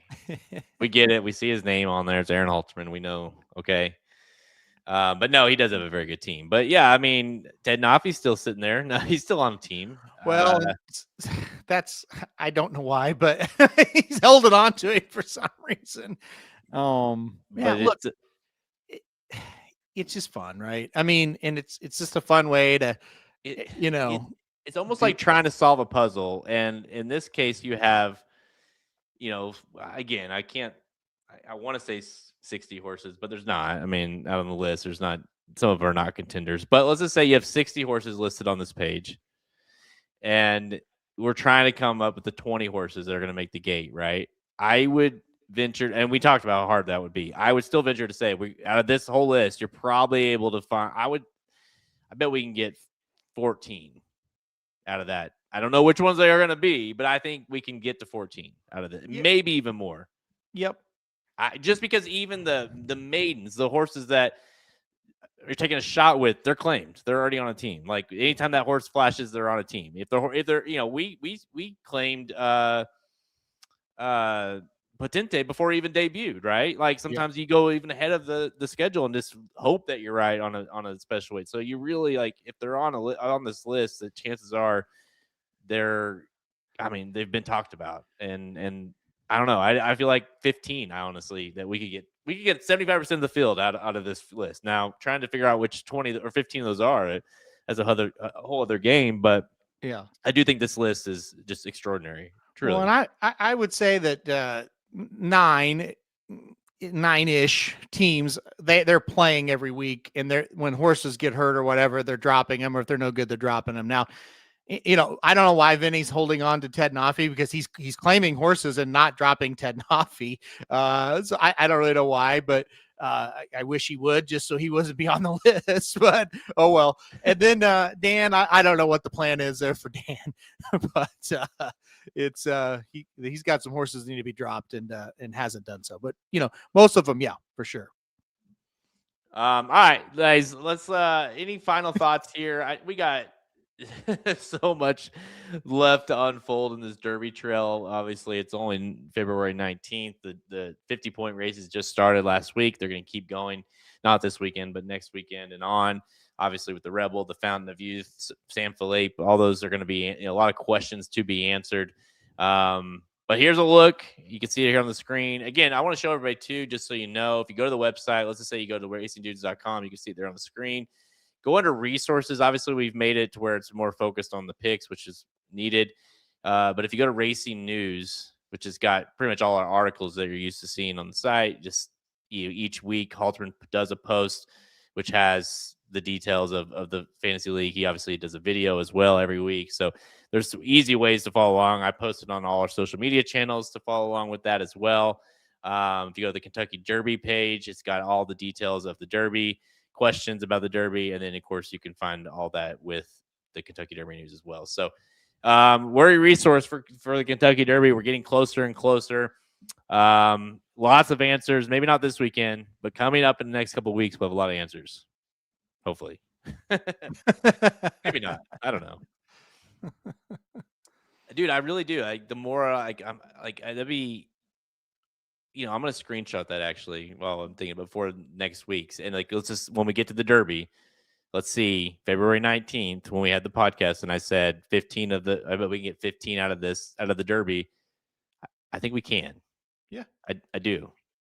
Yep. Like there's going to be some stragglers there. Maybe Baffert has a horse or something. I don't know. But the list is just, you can't miss a beat. Like even horses like Saloom, or that horse that I liked. Like I think I messaged Kevin about that horse weeks ago, and we were kind of like, yeah, like looks interesting. Let's hold off for a little while. You don't need to claim him yet, and then he gets claimed. And it's like you got to be on it, and you got to be quick. And the horses do not get overlooked in this league. Yeah, Manlow did a really smart thing. He claimed Saloom a couple weeks ago, and so he didn't have to shake for him. I claimed Solitude Dude this week, so I didn't have to shake for him next week in the Fountain of Youth. I kind of took that page from Manlow. It's like, hey, he snuck one through. I'm going to try it. But yeah, like there was either a 2 or a 3-way shake for Arcadia Cafe, a horse that I hadn't heard of until this week when I was researching who was going to run in the Japanese prep race. And I saw, Arcadia Cafe. Yeah, let's do it. Let's try it, but it does get you involved in those races too. And look, like maybe those horses aren't going to do anything, but they might make the field. Right. So, yeah. And, you don't even if you don't think the horse will make the field, it's like, hey, if I think he can win that race or run well in that race, pick up 20 points, pick up 10 points or whatever and move on. And with doing the unlimited claims, you're like a lot of years, you're like, hey, that horse may win over in Dubai or over in Saudi or wherever, but no one's claiming the horse, right? Like, because there's no point of wasting 20 and basically getting even if they win, right? Here, it's like, no, every horse is making a team, just because it's so easy to do. Yep. I'm excited. It's a blast. Yep. Again, it's. I look at the list. We do this for a living. Halterman knows every horse by name. He just looks at a horse and he can tell you who it is basically. And even him is like getting claims where you're like, I don't know who that horse is. I have no idea. Yeah, exactly. I had a few. Saloon was one. I was like, because again, like if it would have been this week, I would have researched it. I would have seen Saloon was running and I would have put in a claim, but claiming it 2 or 3 weeks ago, I was like, who in the hell is that? And I was like, oh my, you're claiming one that's going to run in 2 or 3 weeks. Yeah. Overseas. It's like, okay, well, and look, I texted him. I was pissed at him, but not because I was like, that's a stupid claim. But in reality, I'm like, damn it, I wanted that horse. Well, look at that. Now we're here at the race, and I've read a lot of things thinking that horse is a cinch tomorrow. So that's 10 points right there, So anyway, we'll see. We'll see if it works out.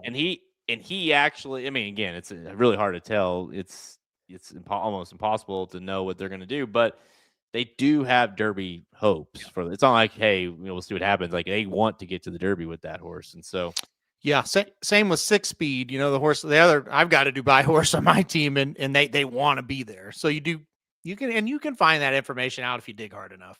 Yeah. Yeah. Like I said, and honestly, I kind of overlooked this race.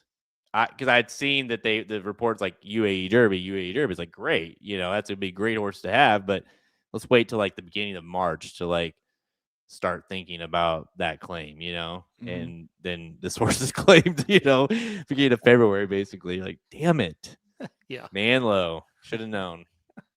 But all right, guys, that's all the time for us. Check us out over at the website at racingdudes.com for all your free and premium picks. Of course, we you can get Racing Dudes Premium by clicking that button on the site and on the top right corner. And you can get it as low as $70 a month for all picks for across the country. So obviously racing, whether it be Turfway, whether it be Fairgrounds, whether it be Gulfstream, Oaklawn, wherever, all those picks for free anytime, $70, as low as $70 a month. The betting Bibles will be when's our next betting Bible? Is it going to be the Rebel or what are we doing? Let's talk betting Bible for a second because we've got a brand new thing for the betting Bible that's going to be freaking awesome. I'm overly excited about. So the betting Bibles are going to be, they're not going to be PDFs anymore. They're going to be on the site, like a live active document on the site that you go to. You can print it off if you want to as well. So it's going to really help uploading stuff, getting that information to you quicker, getting scratches quicker, stuff like that. I'm over the moon about it. It's probably going to allow us to do more of them. Yeah. Because it's going to be so much easier for us to input the data and get it to you. That being said, I don't know exactly when it's going to be done. So I was actually going to ask you, do we wait until it's complete to do the next betting Bible? Because I don't think it's going to be very long, but I'm not sure. Yeah, it's pretty, we've almost got the, like the creative side of it done. It's got to go to development. So, it's probably going to be another week or two, but. So do we say we'll start March 7th and do the Tampa Bay Derby and literally do one every week through the Lexington? Yeah. Or should we do another? I don't think it'll be done for this coming weekend. So should we do another PDF? It be the last one for like the Fountain of Youth. That was kind of what I was debating with myself. Because hey, what do the people want? Let's chat. What do you guys want? Do you want us to do? What would the next one be? Ideally, would it be the Fountain of Youth? Yeah, I mean, the Fountain of Youth coming up on February 28th was kind of what I was planning. Now, we've never done a Tampa Bay Derby and a Virginia Derby, which would be the 7th and the 14th of March. So, like, if we skip it next week, we'll make it up doing these other ones that we've never done before. Because I really think by what they've told us, I think March 7th is kind of in my mind, at least, is a target date to have it. Yeah, and that'll give us a good push for the Derby. So obviously, the Derby is one of the biggest. Yeah, every day. Every day, yeah. That'd be nice. Well, look, we could do it every Saturday if it's as easy as I kind of envision it's going to be, I'm not going to say every Saturday, but we could do a lot more of them. Like, if we'd say we do 2 a month, we average 2 a month. We could do, I mean, we're not going to do 52 of them, but we could do a lot of them. Hey, Kevin, we actually have a legit service over here. Okay, we have development crew, we got web guys, we got IT guys. We used to do everything ourselves. Like back in the day, it was, hey, I got to figure out how to code this because I have no idea, and then you just figure it out. Now it's like we have guys that do basically from our end. It's the picks, social media, the content posting on the site, that kind of stuff. But anything the emails you get, those are from me. But yeah, everything else is we have someone around that, which is nice. So with this, we've been doing if you guys are familiar with the betting Bibles, they're all obviously amazing, but very like even the small, like the Risen Star, for instance, like it still has a lot of work that goes into it, because it's all PDF, it's all Word document into a PDF, and so goes through a lot of hands. It goes from Halter, then it goes back to me, then maybe it goes back to Halterman, and it's a lot of work and a lot of formatting and a lot of everything. Whereas this is going to be just boom, we just input it. No, we were not. John's strictly talent only. We don't make him do any coding. In fact, even though he technically could go in and put the picks, we'll say, we'll still say, hey, just give us the picks. We'll still put them in for you. Yeah. But yeah, it's going to make things way easier. So I would say at least, well, certainly it'll be a good time to do it once a week because there'll be a prep every weekend. Yeah. Yeah. I mean, I think we could do it. And it's just kind of the debate of, do we do one more PDF or do we just go, hey, let's forget the Fountain of Youth and the Rebel. I know we've done it in the past, but we're going to start making up for it in March. And, it doesn't matter to me, but I just now that it's this close, should we just wait? You know what I mean? And we'll see. But I am over the moon about it. I think it's a really good product that's really, there's two main problems. It's tedious shit that you have to do with the way we do it now that you really just want to just handicap and put your picks in. You don't want to deal with formatting. You don't want to deal with this, that, and all this stuff. And number two, you're going to get the information as the purchaser so much quicker. Like, for example, if John White gives me his picks first, I'll go ahead and just put them on there and you can go look at them immediately. Where now, if the way we do it, it might be 2 or 3 days before the whole thing's done. The whole thing's not going to have to be done for you to get somebody's picks. Like as soon as they put them in there, they're available to you. And also scratches. You're not waiting on scratches for Jared to send the PDF to me and then me to send it to him. And then he has to upload it. No, it's just boom, it's updated. And in 2 seconds, you've got it. So it's going to be good for the customer and for us both. Yeah, it'll literally be able to see that, hey, this is updated, this is whatever, and here's the picks or here's the the scratches, and there's not like, do I have the latest version? Do I not have the latest version? So again, if for all the old school guys, there'll still be the option to print, which AKA print as a PDF. You can still have that document printed out, whatever, take it to the track. That's not going to change. No. Because at the end of the day, too, I'm like, all right. I mean, yeah, you want it to look good. You want the site to look good. You want the picks, but at the end of the day, it's like, who gives a shit? I mean, as long as we have the winner, right? That's the reality. And so this kind of resolves that, where it still looks great, but it's clean, and it obviously very easily lists horses.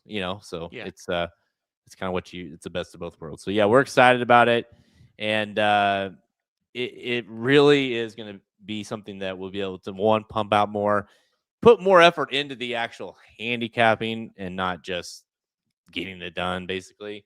Mm-hmm. And then obviously, having more available for you guys, which will be beneficial for everybody, hopefully. So yeah, let's just, I say we kind of roll it out when it's ready, Yep. I mean, kind of keep people waiting.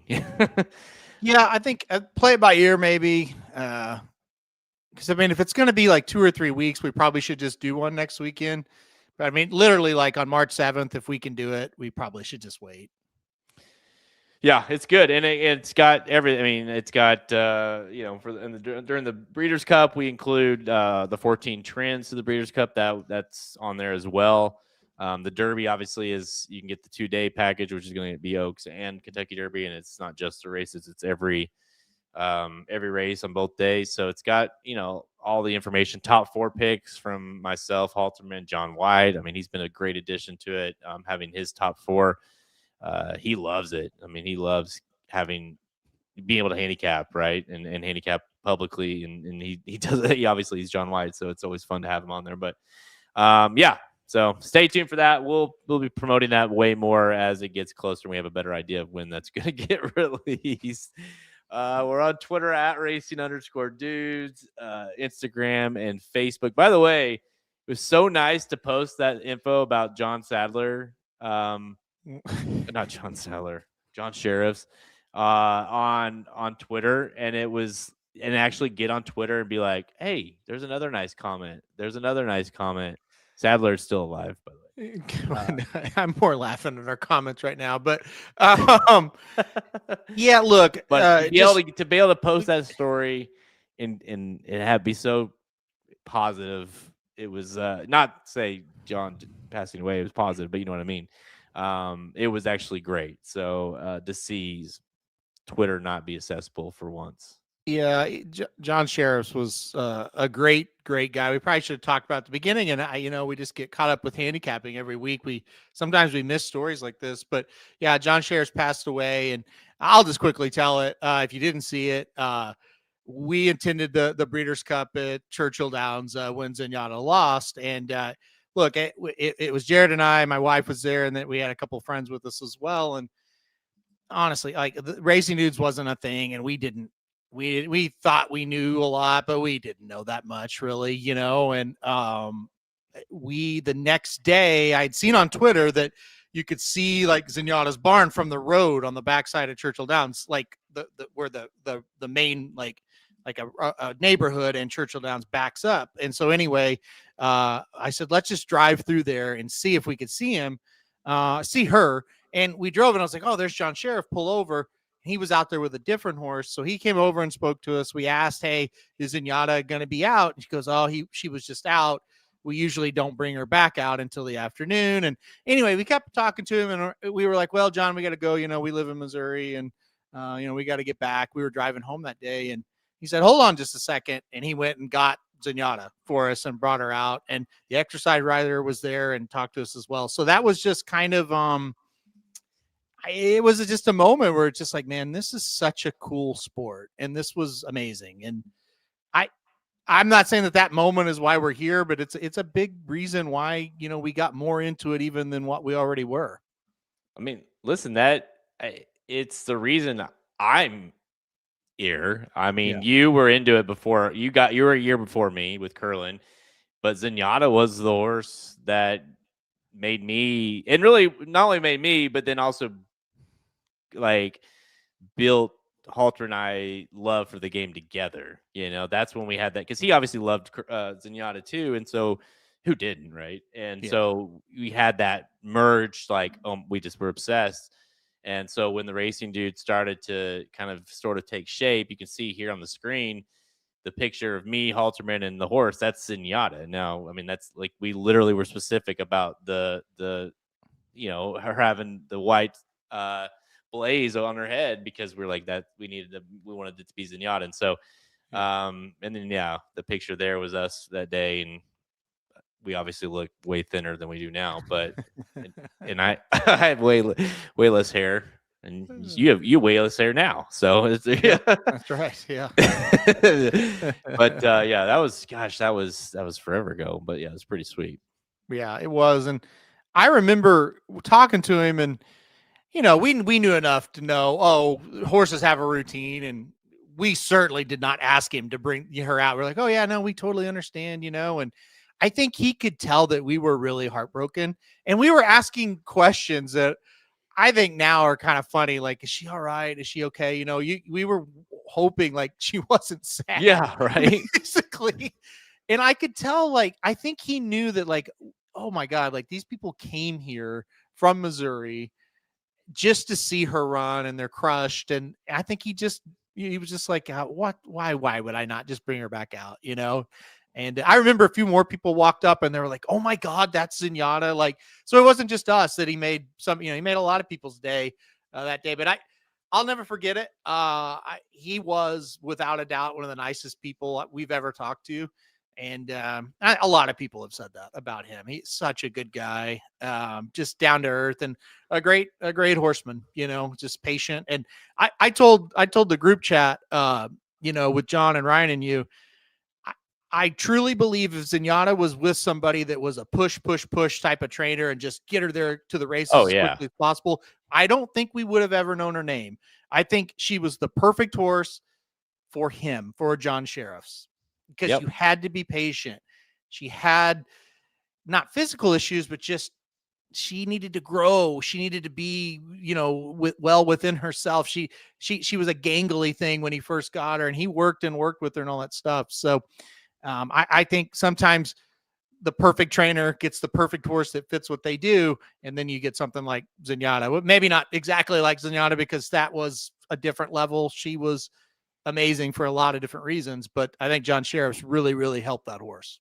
Man, I still to this day will just randomly get, I'm pulling up replays of different races or whatever, and somehow that classic, pops up as the next one. And I don't know why I do it, but I do every time I watch it. And, and listen, I think the reason I do is because I think it's one of her, is probably definitely top 3, maybe top 2 of her best races ever. Yep. And she lost. She ran incredible. And I still, every time I watch it, I think she's going to win. I know. It's incredible. But no, that was such an amazing day. And for me personally, again, we were in it. I even heard about Zenyatta. We were at the year before when she won the Classic. We were at Bally's in Vegas. Halterman and I and a big group of us were there, and we were betting on college football. And the Breeders' Cup was going on. And again, Halterman was a year into it. I was not into it really, and he's like, "Hey, there's this big horse, this filly, this girl running against the boys in the class, this big race here, and and she was 5-2, and we're like, all right, let's bet it. I think we each bet $20 on her or something, and she won the way she won, and it was just like instantly, that's my horse. I loved it, every bit of it, and so fast forward a year later, so again a year into it, and she lost, and I was like, I legitimately was like, I can't believe, of course you watch all the close races. I remember rushing home to watch her race at Hollywood Park, or us being at the OTB, and only that reason we were there all day is to watch her race at the end of the day, and not bet any money on her because she was 1-9 or whatever, but we still wanted to bet. Although we did bet money on her that day with St. Trinian because she was somehow like 3-5 or something. Yeah. But anyways, long story short, we didn't know much. And so whenever she lost, and then you get to see her the next day, it was honestly such a healing, which is lame as that sounds, moment, because you're just like, oh shit, she doesn't care that she lost. Like, she's good. Like, she's cool. She's eating. Like, Kate brought her all the way to the fence. Her head was over the fence. I actually have the pictures. I had this awesome collage that was made for me by this artist here in town, and I have pictures. I couldn't find the pictures like on my phone or anything, but pictures of her, and her head's over the fence, like we were able to see her right there, and so we were and it was like, oh, she's cool. She's out eating grass. She's just hanging out. She's friendly. Obviously, she was always a super friendly horse. She was always that way. Yeah. But it was just like, oh, she's good. I'm good. Like, all right. I remember, when we got to the hotel room, Heather just cried after the race. I remember that. Yeah. And I was like, man, I didn't think you were that invested into it. She goes, man, it's just her. Like, I can't describe it. And people that didn't watch her live probably think we're insane. She was a very different horse versus anything else I've ever seen. And I'm not even talking about, I don't want to get into who's better, this, that. I'm just talking about, she was a spectacle among everything, right?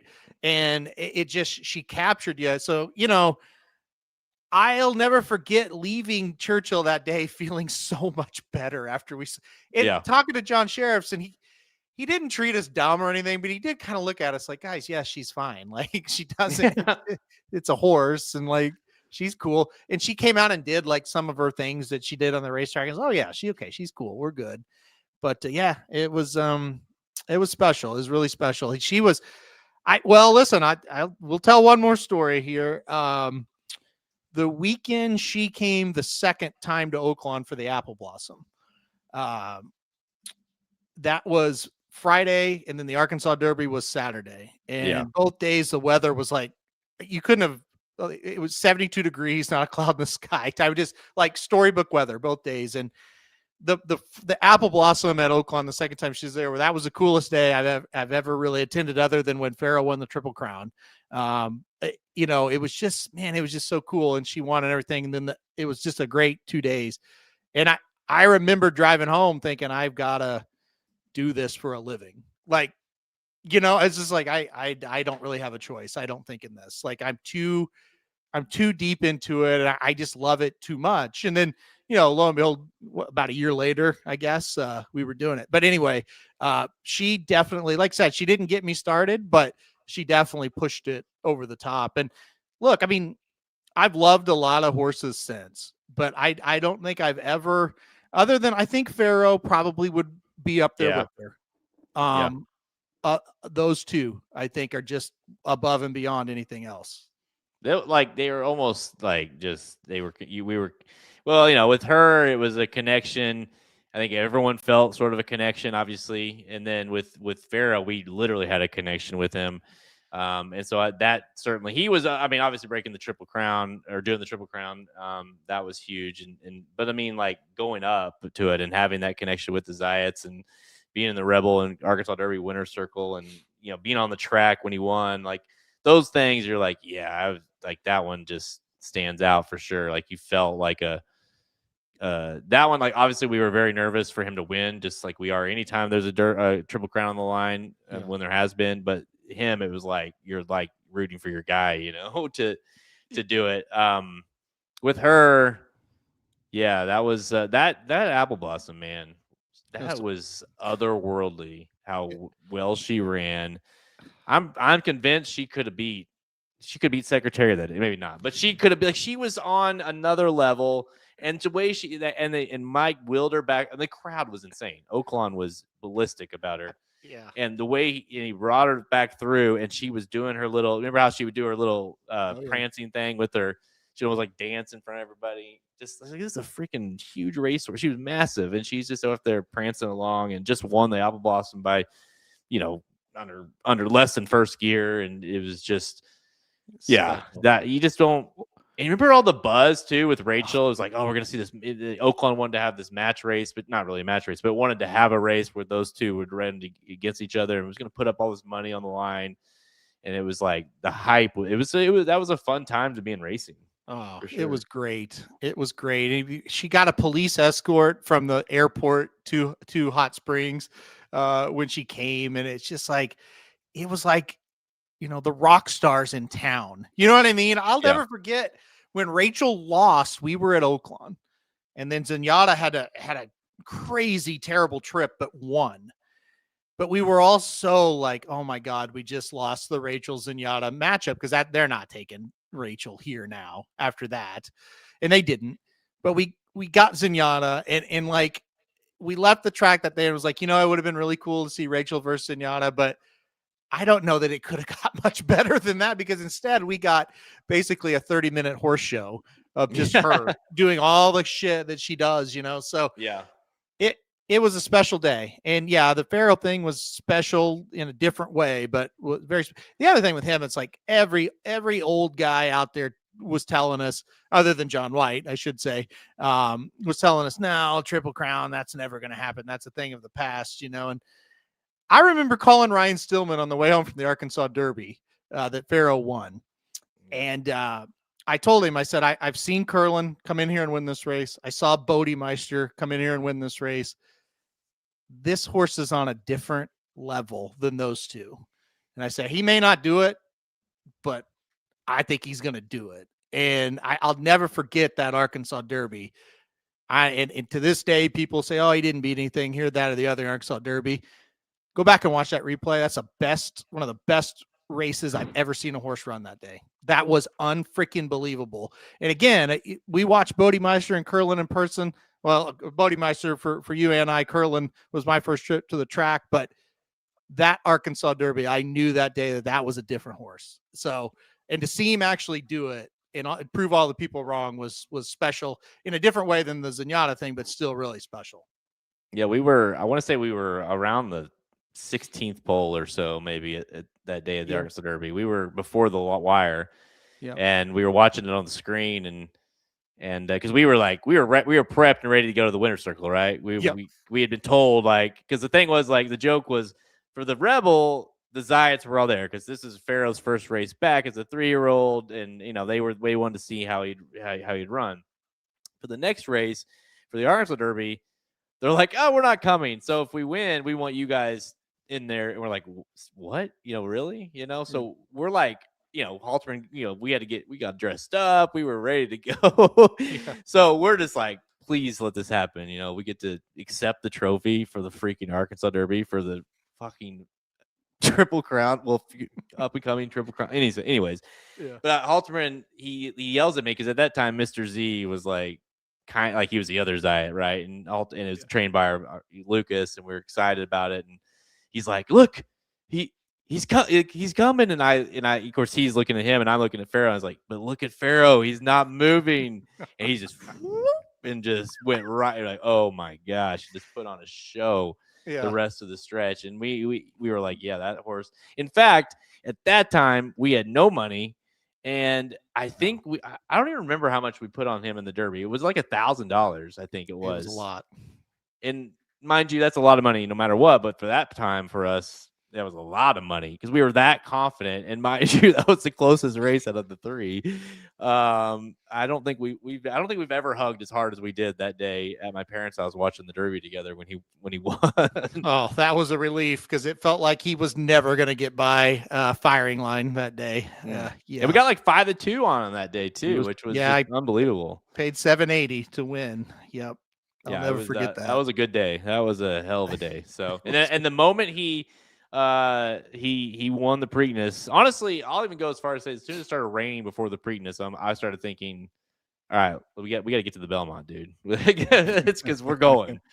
And as soon as that race was over, I think you called me. We weren't watching that one together, and you called me or I called you. We're like, all right, let's plan the trip. Yeah, I remember when it started raining. I think we text each other. It was like, this is over because we saw him in the Rebel and he looked amazing. I was like, yeah, they're not. This is really bad news for the rest of this crew because he just honestly, I got more calm when the rain started. Yeah. Yep. I was like, oh, this is over now. Yep. Like it was like, mind you, it wasn't just rain. It was like a fucking thunderstorm. It was. There was a river on the rail, basically. Yeah, it was terrible. But you're like, oh, he's got this. There's no way he's losing this race. So. The Belmont was the only race of his career, and he did lose the Travers. I wasn't worried that day, and he lost. I honestly was not worried the Breeders' Cup Classic. I thought he'd win that easy. The Belmont was the only race of his career that I was terrified because it just hadn't happened in so long. And then we had never been to Belmont, and we got there, and it's like, I see why it's never happened because this place is just massive. I've never seen a track that this ginormous. I mean, and just to think, God, he's got to go all the way around this thing. It's going to be really tough, But I was super, super nervous that day. But the Travers the day he lost, I think that was one of his best ever races. Frosted pressed him every step of the way. He tossed him aside, and then Keen Ice comes and gets him. So sometimes you just go, that's racing. And you know what? You know what's really cool about that? It just adds to the mystique of Saratoga. If he was going to lose, have him lose at the Graveyard of Champions, right? That has caught so many, and he just adds to that now. So that's kind of cool. Yeah, he just ran so huge that day to fight off Frosted. Yep. And you're like, oh, he got this, and you're like, oh shit, he softened him up and then Keen Ice was just did his thing, So but we could sit here. If you can't tell, we're fans of racing before anything. Like we were bettors for sure, handicappers, yeah. But being fans is what gave us the love to do what we do. It didn't start the other way around. So, in fact, the first time I went to the track, I lost my ass, and with Alterman, I was with him. His first time as a Rebel, 2009, I think. Yeah, it was 09. And Win Willie won, yeah. And I lost my ass. I don't think I hit a single bet the whole day. Cold, shitty weather, everything. And we walked out of there, and I'm like, dude, this is the best thing ever. When can we come back?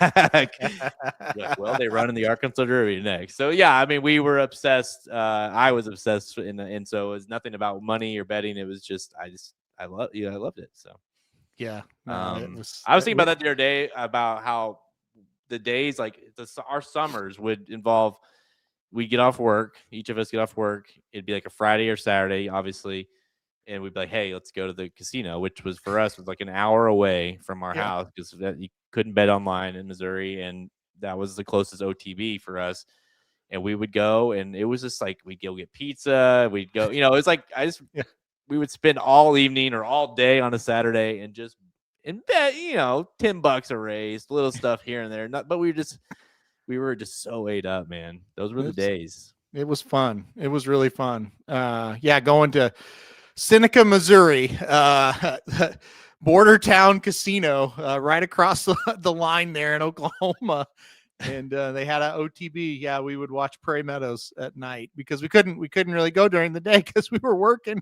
So we had to go at night and play Prairie Meadows. But to be fair, during the day we were working on what bets we'd be making that night. We were texting back and forth. Hey, who do you like in the third? Well, Kelly's got one in the third, looking out for this one. Yeah. Before we even knew Kelly Von Hemel, we were betting his horses at Prairie Meadows.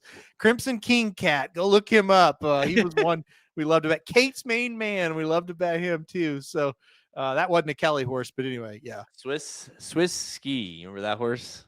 Swiss Ski. Remember that one? He was at Hollywood. Yeah. Oh yeah. One day I was like, man, this is my horse. I love this horse today, Halsburn. I was like, this horse is gonna win. He's gonna the pace. I know he's gonna go gate to wire like this. Like he's no pace in the race. This horse is gonna romp. He was a decent price. And the horse missed a break, was almost dead last the whole race, circled the field and won. I said, see, I told you he was going to win. Won it the exact opposite way. The only reason I liked him, right? But ever since, he would run every like 2 or 3 weeks. And I'd be like, he's back, and he rattled off several wins, I feel like, in a row. He ran like 80 times that summer, I think. But, it's funny how we all have those random horses. But, I think Alterman, we've turned into the people of like that. You go in this game long enough where it's like people asking us about, when I was young, I remember there was this horse that, such as like, really? And like, remember those all, when John talks about stories, you're like, man, this guy, of course, we'll never be on that level. But the horses that he talks about, we were not even born yet. We were like, one day that's going to be us. Yeah. I mean, we're the Palanca Cities and the Jonesboroughs and like I said, the Crimson King Cats and the just horses. It's like, who are you even talking about? And it's like, oh, well, now they could run big races when they wanted to, Oh, yeah. Jonesboro. It's funny. Jonesboro was an Oaklawn horse mostly, but I swear every time my dad and I would go to the races, Jonesboro would be running. It's like, we love that horse. Absinthe Minded was a horse we loved for Lucas. It was a filly, and she ends up, producing the horse that won the Oaks. I can't even think of her name now. Secret Oath. That Absinthe Minded was the dam. So that was kind of cool to see that. But it also kind of sucks that you're getting to that point, and we're like, oh yeah, I remember back in the day when the mom ran. So. But it's those are good memories. That definitely those Prairie Meadow races at night were a lot of fun. And like I said, you had to bet Hollywood because they started about the 5th race of Prairie Meadows. Here came Hollywood on the screen. Yep. Like, what 5K claimers are running tonight? And you're like getting ready to leave. You're like, well, shit. All right, let's bet this one now. So get even or get even worse. Let's bet Hollywood. Yeah, and like I said, the once a month or whenever Zenyatta would be running, we'd be like, Yeah. all right, we're obviously let's go get something to eat, and we'll come back for her race or whatever. Yeah. It was good times, and there's always this, everyone that's been to OTB multiple times, there's like always the degenerates that are there. Same guys, same people, and you're like, they're probably looking at us like, why are these young guys here? Like, what? They're not supposed to like this. Yeah. But yeah, good times. All right, Okay. Halterman. I need a drink. All right. Let's talk. Let's get off the air and we'll just talk more about this. Okay. Sounds good to me. Like what you guys are ultimately witnessing is the same conversation we'd be having off the air after the show's over. Now we're just talking about it with you. So yeah, I think John Sherriff really brings out a lot of memories because that Zenyatta thing and just how good he handled that. The memories kind of flood back to you. Yeah, and the just being open to fans, and you don't see that a lot this day and age with trainers that would be open to being like going to get their world-class horse just to make a couple fans happy, or whatever. And it's like you just don't see that anymore. And so it's like that him not doing that could have had an impact on us and on other people that have, think about Magic, who got into racing because of us, and now what he's doing, and Samich, and things like that. It's like people that became fans because they watched our show, and then now they're betting or whatever. It's like there's just so many different ways that you can go down that road, and so it is cool to see it kind of go full circle. So yeah, it's sad that he's gone, but obviously made a huge impact on everybody that he was around in racing. Certainly Zenyatta, how he handled her, made an impact pretty much on anybody that's a fan of racing. And then obviously us. So it's it's pretty crazy. But all right, guys, let's wrap it up. Go to the Apple version of this, the Apple Podcast version, if you want the final version. I'll have that posted here in the next hour, I would say. Dudes Who Bet Sports was on earlier. Magic Mike's show, speaking of, you never know. I think they're on tomorrow or the weekend, but your guys usually as good as they weren't on last week, were they? I don't think that. I think they've been on once all year. So I don't know if I'm going to have to. I mean, I guess it's still a thing. I don't know. I need to talk to them both about it because honestly, like they need to do it or not. You know what I mean? So they get good numbers. That's the thing. That's why it's kind of like, am I going to take Magic's spot? Like, is that a thing? Because Yeah, I think Samich will do it if I do that. So the show needs to happen. I mean, it needs to happen or not happen at all. So yeah. And it's one thing if it's like, hey, we missed this week. We were, I get that, but not Kevin needs his fix, and if he's not getting Magic fix, and what is he going to do? Yeah. Exactly. Well, you're going to tune into FanDuel, and there's the problem. Magic doesn't have time because he has a big boy job. So, right. By the way, shout out to Magic. He actually mentioned that story on FanDuel a few times about us and Zenyatta. So that was pretty cool. And obviously he knows, as well the impact it's made on his career and everything. So yeah, it's he's doing his thing over there, but let's squeeze in one show a week. Can we do that? Well, like I said, I think it might be likely that I kind of take that over. So you did for a while. When he was on like maternity leave, yes, I took it over, and then he wanted to come back, and I was like, that's fine, you could do it. I would rather you do it, but now it's like, it's once in a couple months. We probably need to you need to commit to doing it or, not. Yeah. The thing is like the brand is so strong with Magic Mayhem, the way we've branded it, man. I mean, we almost got to redo the whole brand if he's going to be gone permanently.